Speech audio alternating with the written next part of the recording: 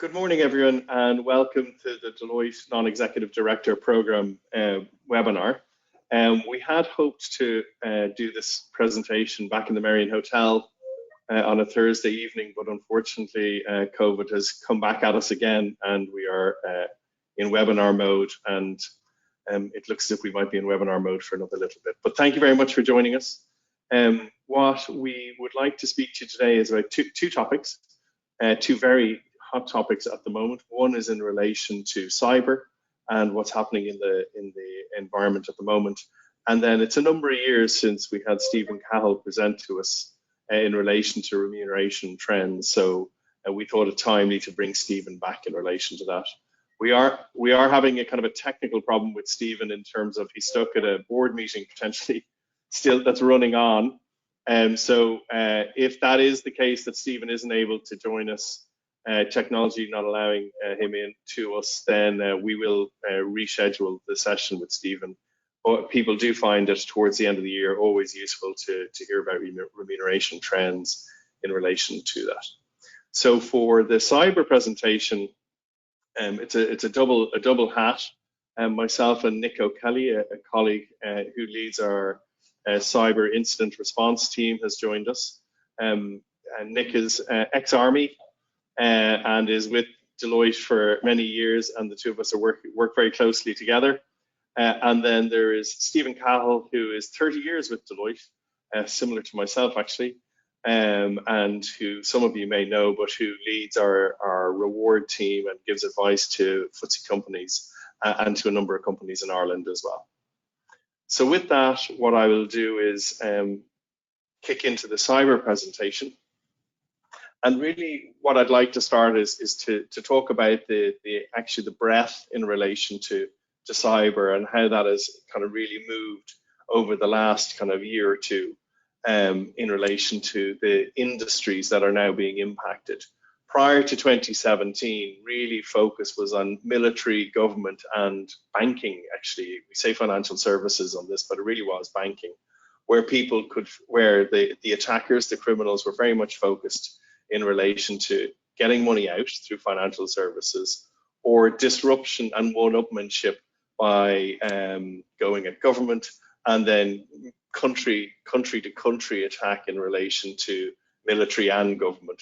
That has substantially changed in that period over the last number of years in relation to all organizations now are subject to attack.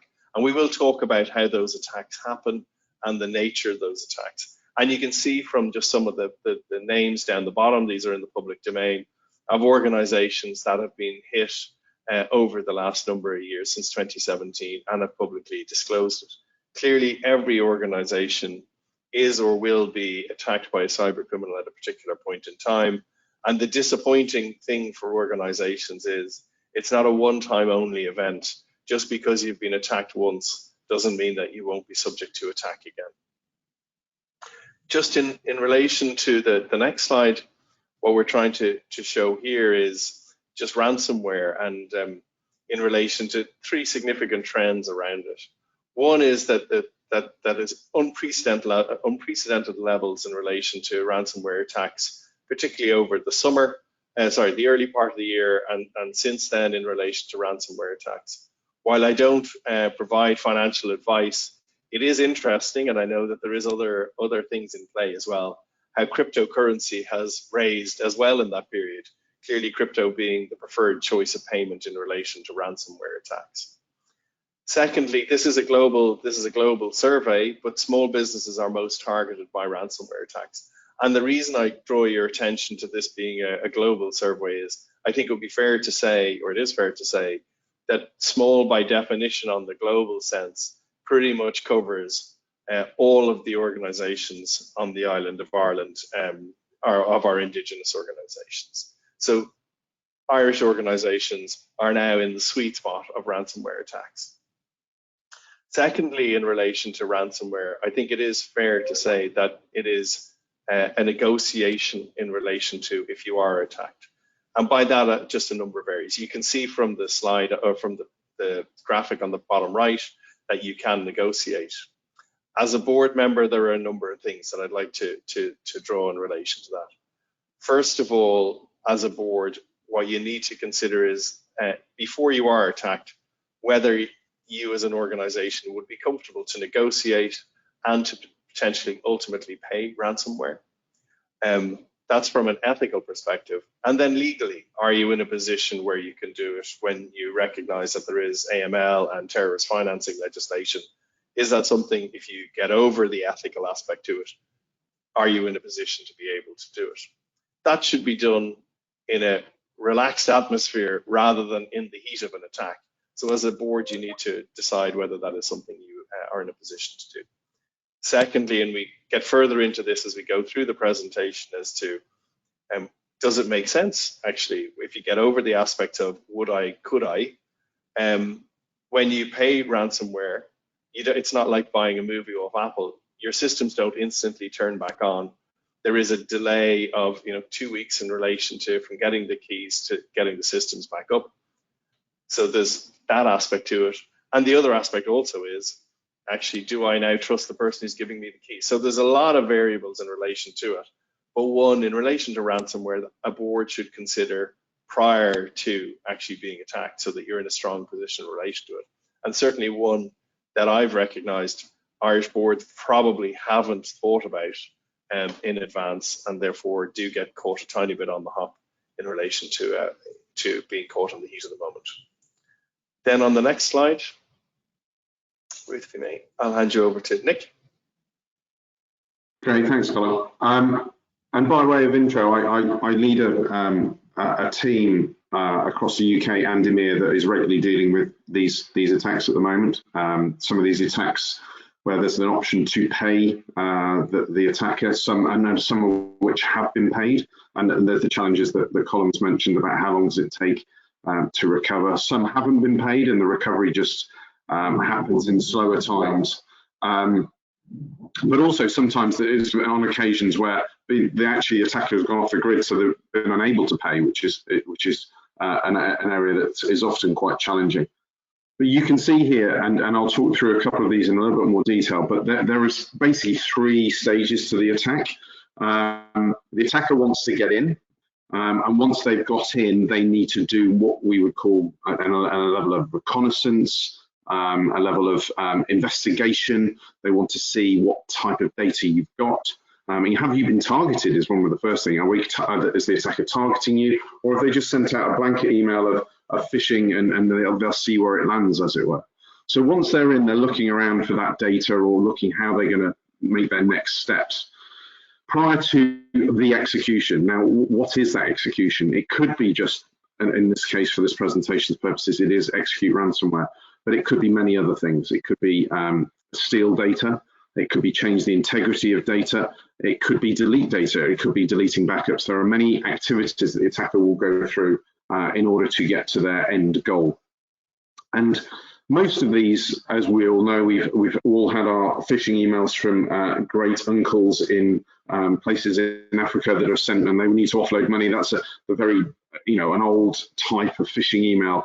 They've developed wholesale and incredibly in the last few weeks and months and years even. And certainly COVID gave an opportunity for them to come up with a new topic, whether it be quarantining, whether it be you need to go for a vaccine at a local hospital or so on, and another topic that has duped a lot of people into it, and the move of all of us, many of us, to our home without the IT staff on hand to give us that immediate support if there's a problem, or at least ask advice.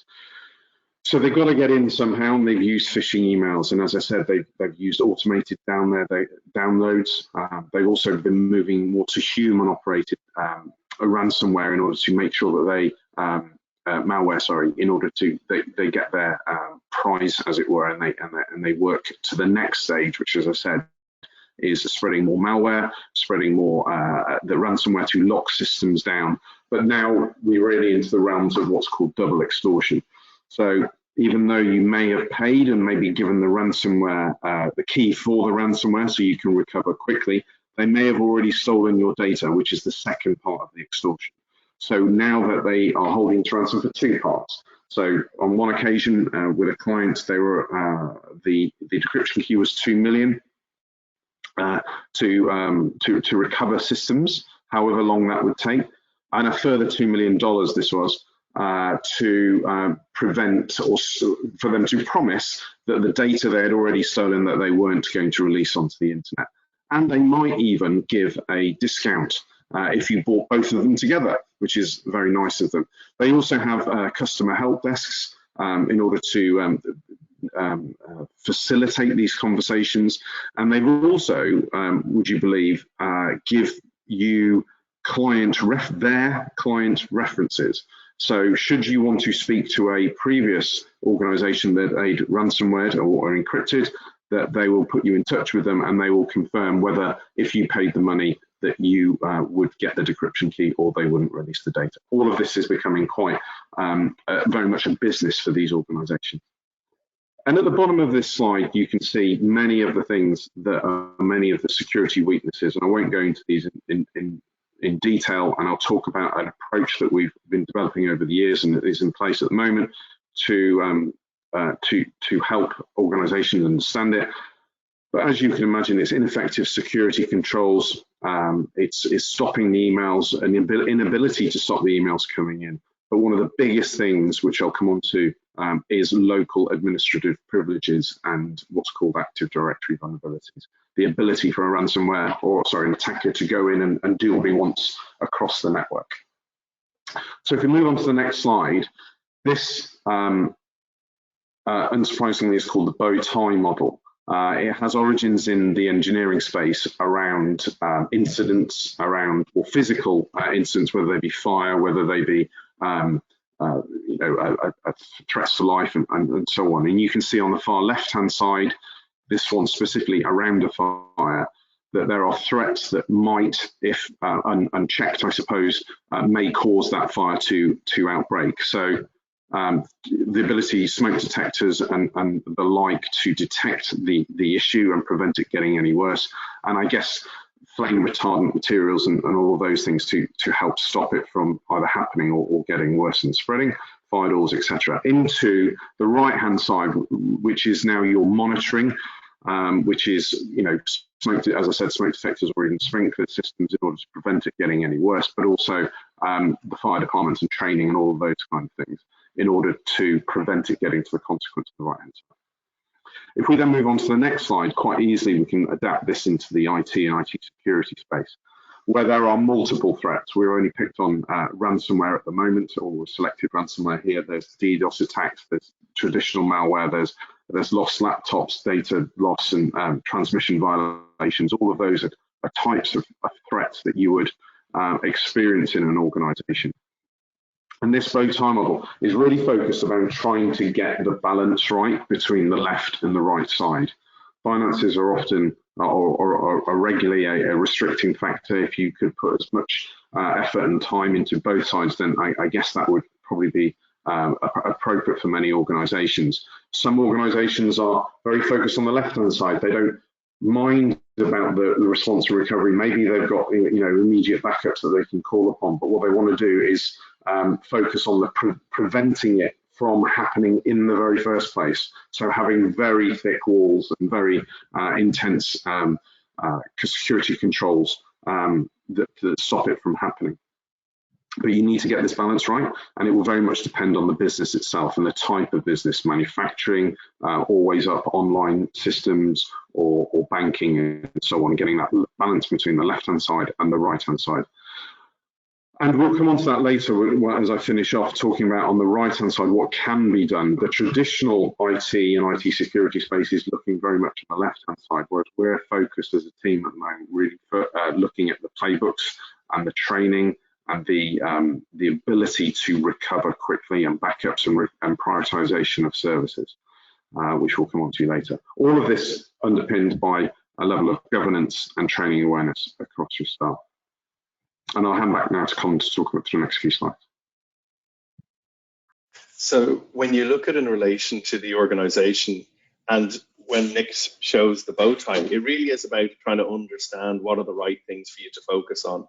And as I mentioned at the start, every organization is or will be the subject to a cyber attack. So it is trying to use your investment time and dollars appropriately in relation to managing that. And when I show this pyramid, this is a perfectly shaped pyramid, but every organization's pyramid may be a different shape in terms of the steepness of it. So it is very much focused on trying to understand what is critical for you, what are the critical aspects of your organization, the must-dos and the must-protects in your organization. And clearly, extinction events sit at the top for everything, and then brand destruction and moving the way down. But where does one draw the line in terms of the lower, and decide that that's actually lower impact, and we are in a position to be able to be comfortable in relation to this? And I think the more regulated the entity, the clearer this may be. But for unregulated entities, this can sometimes be a new area of departure for them in terms of trying to understand kind of those lower impact risks and what you would be comfortable to tolerate. In terms of the moving from the threat model, and on the next slide, please. Just in relation to saying, actually, we now understand what we want to protect, but this isn't about technology, this is about providing a business service to our clients, to our customers, to our suppliers, to our employees. And therefore it is saying, actually, what are the critical services of this organization that make this organization to continue to look like a company? And I think it really is looking and saying, actually, what can we really tolerate? What are the tolerance limits? But then if we're pushed very hard, what can we actually move to before we move into an area of suddenly getting either brand or disruption, total disruption in relation to our business? In terms of then an organization may look and say, okay, these are the 10 business services.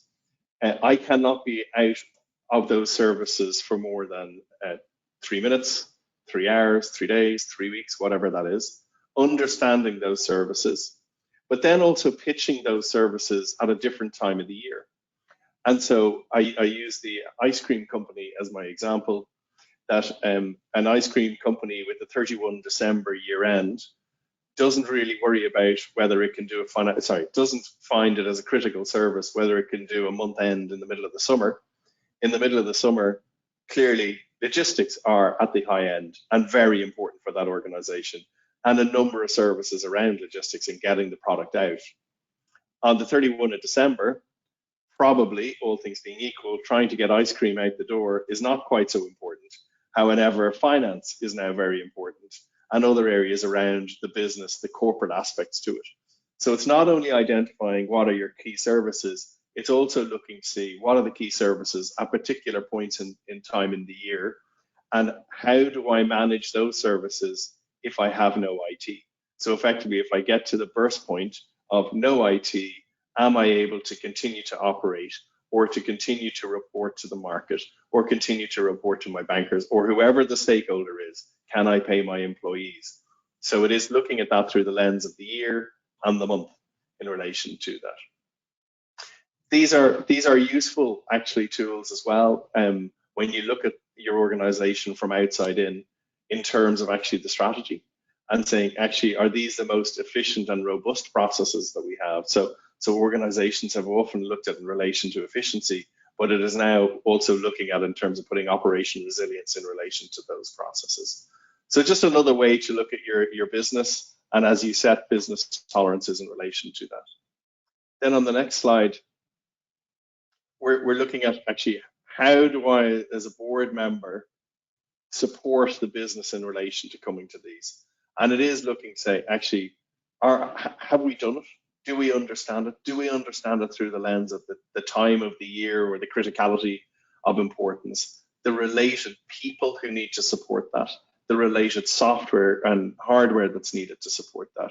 And by people, I bring that through. If there is a cyber incident, it isn't something that's going to be fixed overnight or over a weekend. A lot of organizations are fairly thin on people, a lot of, working very leanly at the moment as attracting and retaining talent gets more difficult for organizations. A cyber incident really puts your staff to the metal in terms of the amount of effort they need to put in over a prolonged period. So if you've got a very lean organization, you need surge capacity to be able to support that. And how can you do that for your critical services. In terms of the vulnerabilities, are there vulnerabilities that you've identified within the organization generic, or are they very much focused in relation to the critical services? If they're outside the critical services, they need to be downgraded carefully in relation to how you manage them. Has scenario testing been performed? This is outside financial services, potentially something newer in terms of proper scenario testing, lessons learned folded back into that scenario testing and rolled out across the organization, not just something that's documented on paper but never tested. It's got to be something akin to health and safety in terms of this is well drilled and well understood within the organization. And do we have action plans? Do we know at a particular point in time during an incident what we're supposed to be doing, and the plan B and the plan C in relation to those? So that's really looking at kind of from a board how you need to look at that. And actually, I didn't mention in relation to if there's questions, but someone has put a question in the question box in relation to, is it possible to get cyber insurance in relation to it is? Absolutely it is. We are seeing at the moment though, two aspects to that. One is there's an awful lot more rigor in relation to the evidence of nature of your existing controls that the insurance companies are looking for.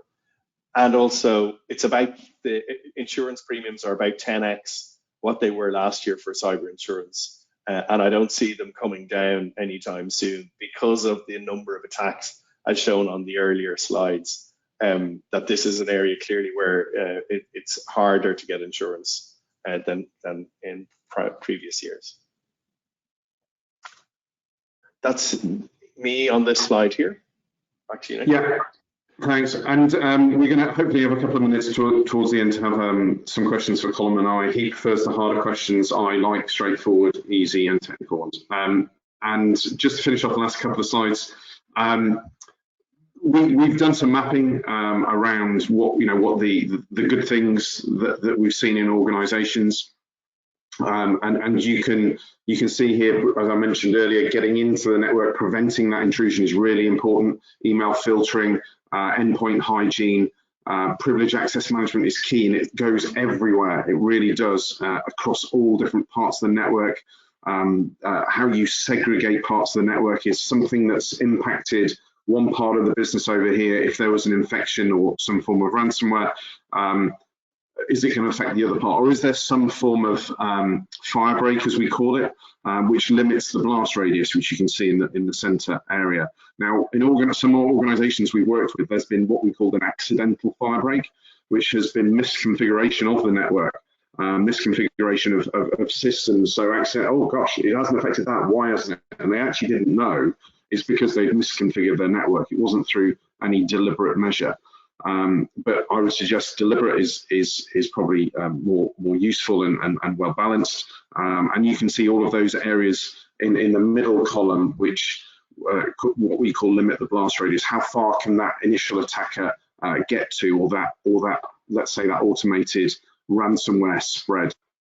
And as I mentioned, I haven't gone into any detail, but what an attacker will try to do once they've got into a network and they've stolen a standard user's credentials, they will try to what's called elevate their permissions to be a super user. They want to have all the keys to the kingdom, to have the ability to go where they want, to do what they want. And they can do this many, many times. And there are different ways to put a privilege access management stack in to protect those keys. So a super user isn't doing his day-to-day management of the network on the same system as he actually puts in his timesheet or manages his emails, and that keeping those separate is really important.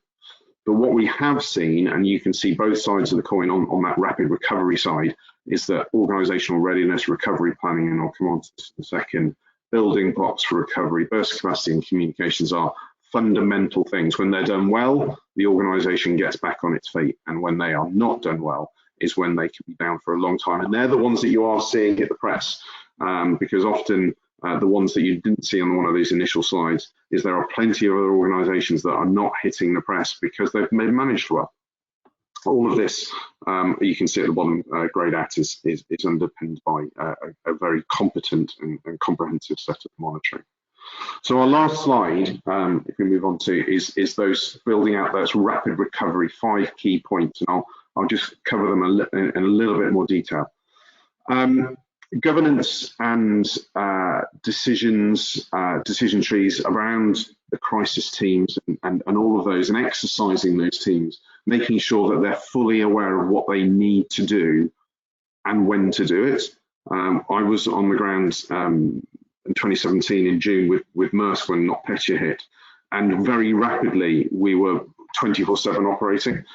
So it's not only just testing your primary staff, it's making sure those deputies are all tested and trained, and you make sure everyone is empowered and informed enough to make those decisions, because it could go 24/7 depending on the size and the severity of the incident. Again, at Maersk, one of the lessons we learned was there was prioritised recovery plans. What system, Colin mentioned the phrase, make us look like a company. One of the first questions we ask an organisation is when you go in, is what makes you look like a company to the outside world? Is it your website? Is it your ability to take orders? Is it paying invoices, receiving invoices? Is it moving stock? What are the things? And we can, you don't always have to use IT. These can go back to manual processes, but what are they, and what do we need those up and running as quickly as possible? At Maersk, it was to take and receive orders. And also, one thing you need to be very careful of in OT or operational technology environments is, even before that comes way above, is the protection of life and health and safety. So they often come as the first consideration. But knowing what system you need, as Colin said, the time of year is very important. Moving to the middle is that even though you've identified that, have you actually put any plans in place to store that data in the right place and making sure that it's accessible? A phrase used at the moment is a data vault. Are we protecting and there's 2 parts to that. There's the data itself, how recent and how updated it is, but also the key operating systems and systems to recover and build up those systems as quickly as possible. Is it up to date, and the asset registers? How do you, and at Maersk there was 90,000 endpoints that we had to go out and re-image over a matter of weeks. How do you do that at speed and at scale and globally? Burst capacity, as you would expect, is a big thing. And balancing burst capacity, often people think about it's just more people to do more of the same job, but there are other things that need to be encountered here or considered here. One is that you still need to be managing the business whilst you're trying to recover the business, so you need extra capacity for that. And the second one is actually the staff that you do have are very good at managing the business as usual. They're not necessarily good at recovering from ground zero. So actually having that skill and ability to recover, as I said, from base metal essentially. And the final question and consideration, as I mentioned about the press, was communications, getting that balance right, both internally for your stakeholders and externally too, whether it be customers, regulators and so on, but having a consistent message and getting in front of the story, because that can obviously pay dividends down the line with regard to the limitation of exposure. I'm just checking the chat for any additional questions and none others. Sorry, go on. Yeah, there's no other questions have come in. So what we can do is if people have questions, they can put them into the chat box, and we can pick them up at the end. But thank you, Nick. So Stephen, I think you've been able to join us by phone. Yes, I can. Can you hear me, Colin? Yeah, I got you, Stephen. Yeah. Perfect. Thanks. Apologies for this. I'll hand it over to you. Perfect. Thank you very much, Colin. And apologies for not being able to join in person, although having seen Colin and Nick in person, it's obviously not too bad sometimes when people can't see your face. So apologies for this. I just can't get the technology to work for some reason. It's undoubtedly my fault. But let's turn to some of the remuneration things that I'm going to talk about.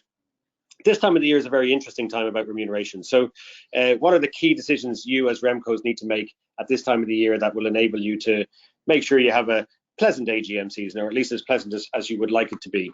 So as you get to the year end, you're going to make decisions around your salary increases, your incentive outturns, and then in particular how you disclose the outturns and what decisions you've made.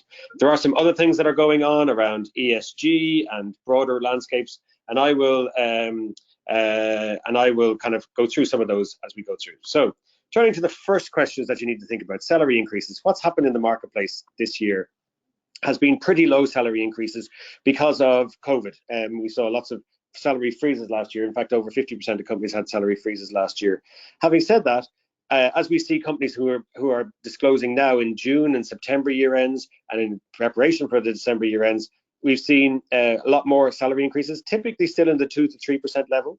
But having said that, we are seeing, as inflation ticks up, people talk about whether executive pay would tick up beyond the 2 to 3% level as well. And what we are seeing, I think, in that situation is that once you get, if you're at 3 to 4%, executive pay can continue to,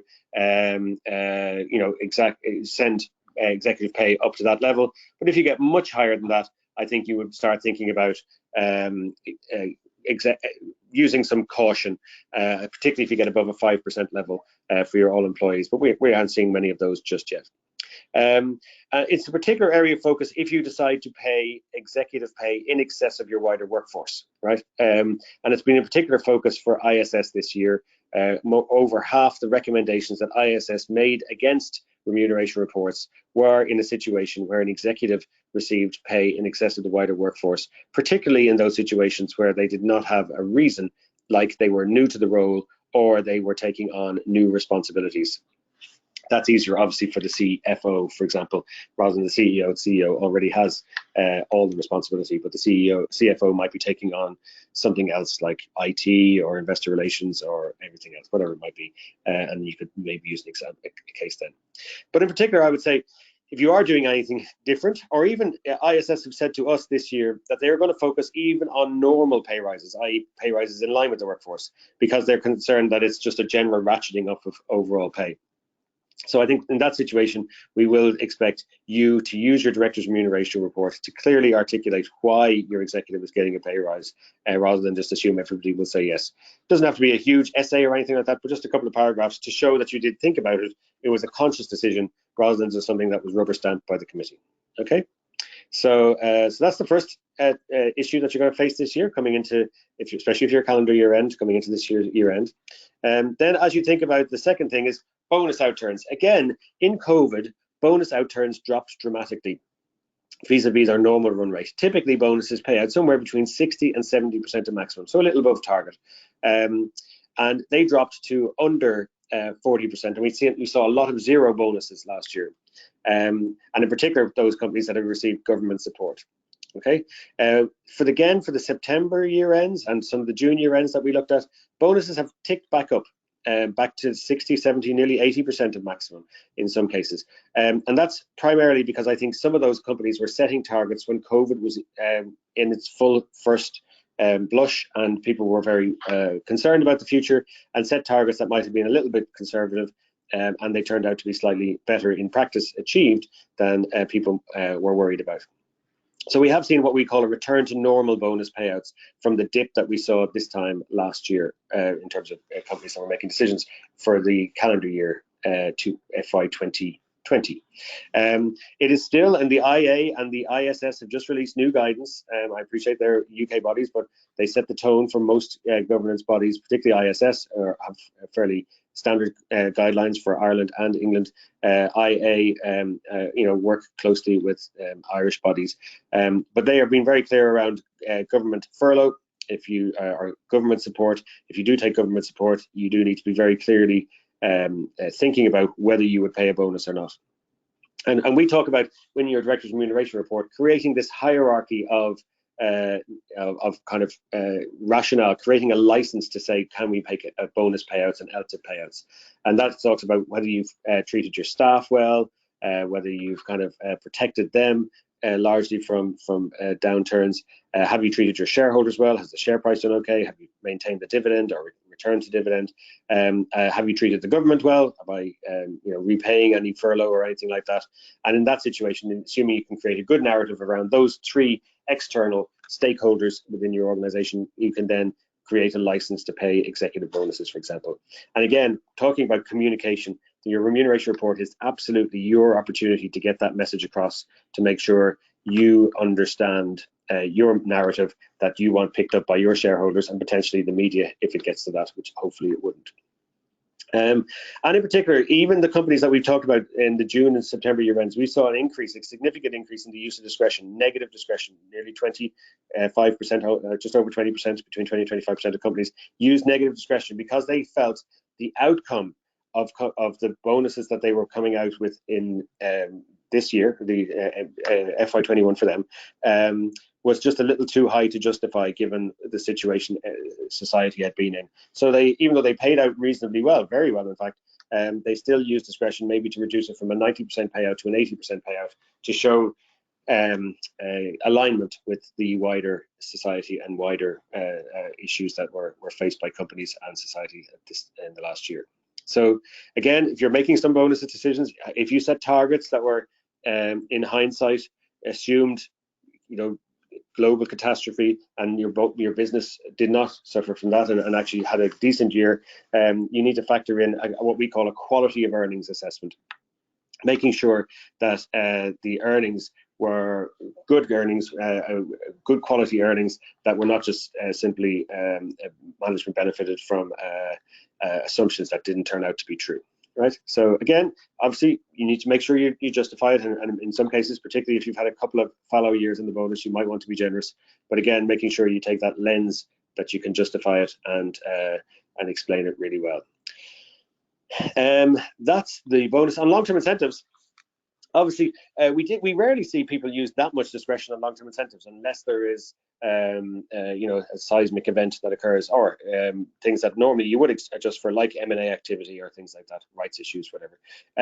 So in that sort of situation, you would say the LTIPs did dip last year. They have recovered. Very similar story to the bonus programs we just looked at, and said, well, what is the outcome this year? Again, just making sure it looks reasonable, and your single figure, when you add all the constituent parts, this is where it becomes critical just to take a step back and say, does that feel right? And again, in this year, you may see a significant uptick in the overall executive quantum, the CEO pay, because the bonus mightn't have paid out last year, the LTIP mightn't have paid out last year. This year, they may be making a comeback. And in that situation, the percentage increase on your single figure may look significantly different than it was last year. And just making sure you get the narrative across that says, look, last year was a bad year. Unfortunately, we didn't pay out much, and therefore this year is a more normal year. And you may even put it in your narrative a comparison to FY19 single figure to say, look, this looks reasonable in the past. It's just a big increase from last year. Because again, the media tend to focus on the 100% increase or the 200% increase in total pay to executive X, Y, and Z, and you want to kind of foreshadow that and make sure your story is in your director's remuneration report. So at least if the shareholders are picking up the media coverage, they're also picking up your coverage when they read your remuneration report. Okay. So as I said, setting these decisions in light of, and for example, Legal & General, big investor over here in the UK, they talked about a challenging. They will challenge management if the company is paying less than the real living wage. So again, not necessarily focusing on what pure Remco agenda is, but saying if your company is not paying people enough to live on, we will be very restrictive about how approving we are of significant executive pay. And that's kind of just a general theme about broader society, broader fairness. And again, not necessarily saying it's right or it's wrong, but saying that you need to make sure you get your narrative across first. Okay.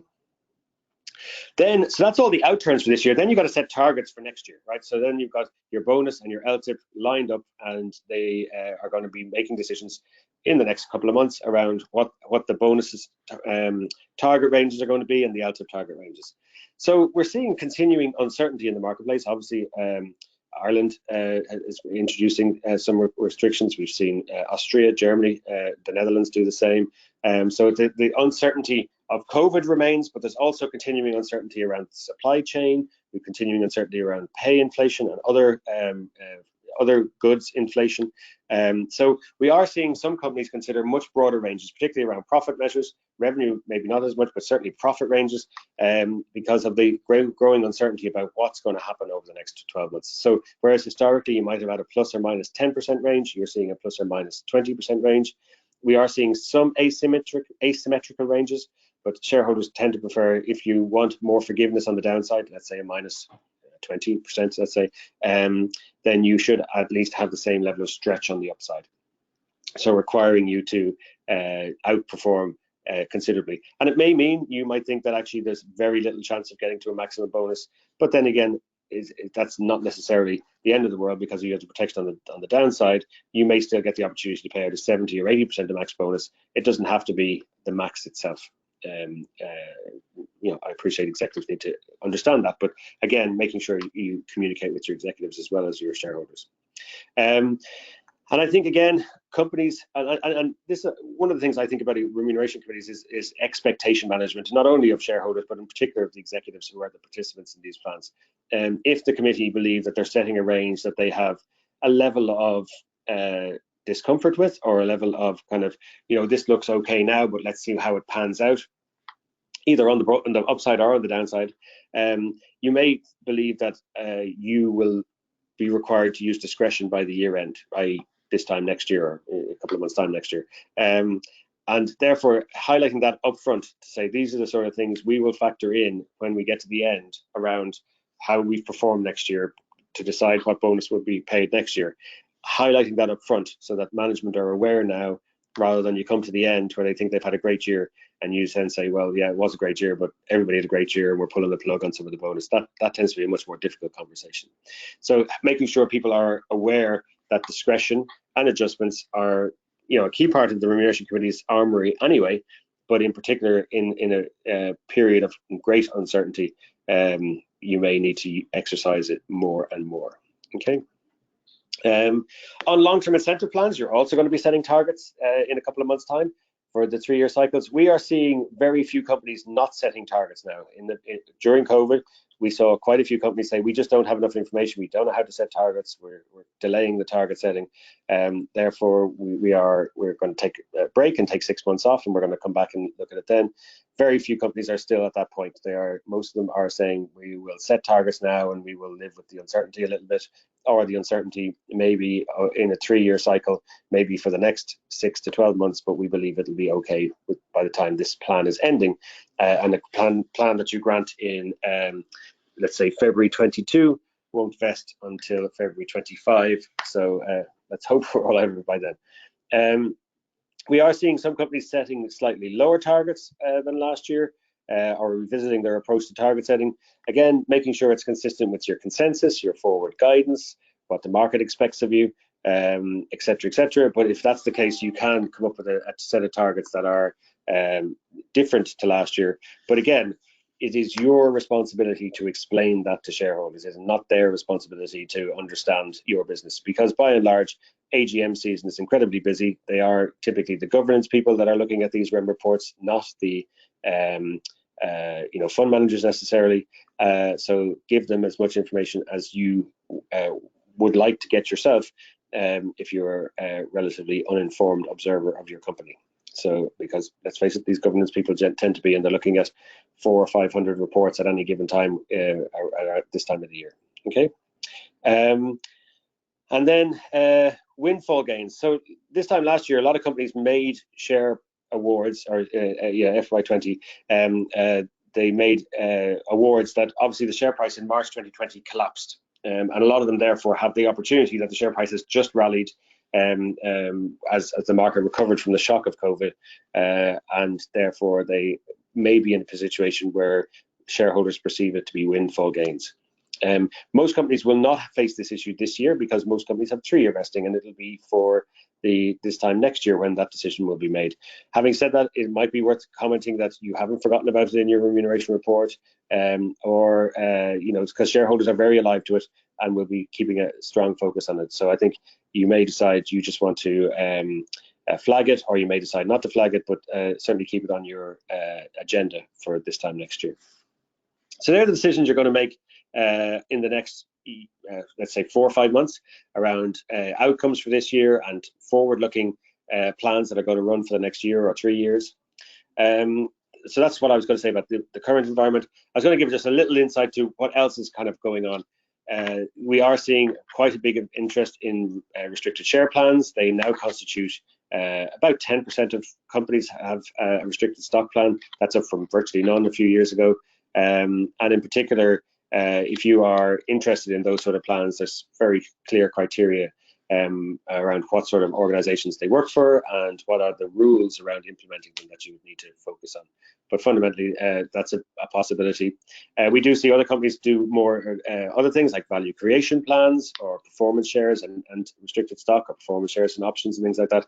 So we're seeing a bit more diversity in incentive structures. So worth thinking about if that's right for your organization, potentially as you come to a policy vote. We're seeing a lot more interest in some remuneration committees being accepting slightly lower votes as the global talent market becomes knocking, and particularly not only just global talent market, but also the private equity field, where there's so much money in private equity at the moment.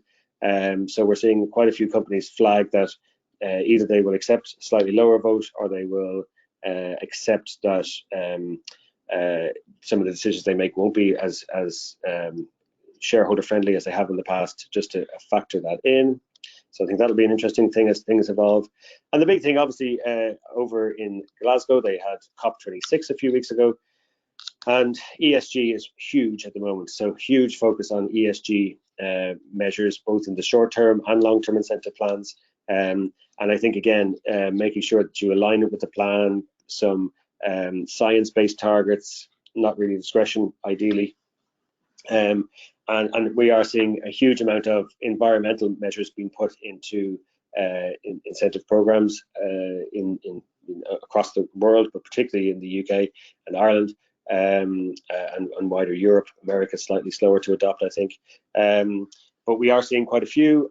We are also seeing, and obviously that's the E side of ESG, we're also seeing quite a bit on the S side of ESG, particularly in the UK around societal measures like gender diversity and ethnic diversity, and potentially other types of representation areas in your top 100, in your top management team, in your wider workforce.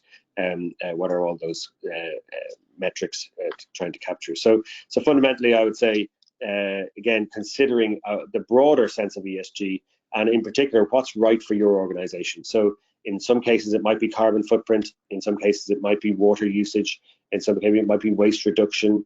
We see, for example, a retailer, Dixon's Carphone, they have said recycling of e-waste take back. So, when you buy a mobile phone, you give back the old one so they can recycle it and things like that. So, so lots and lots of different measures, but using the ones that are right. It's absolutely right if you're maybe an airline or something, or a mining company, that carbon emissions is the one you want to focus on. But if it's not right for you, you can obviously focus on things that are right for you. And that's kind of that's a huge area at the moment. We've seen a huge amount of focus on ESG, and again, it's come from virtually nowhere in the last couple of years to kind of being very, very present in both short-term and long-term incentive programs. Initially started in the short-term primarily because of the policy vote.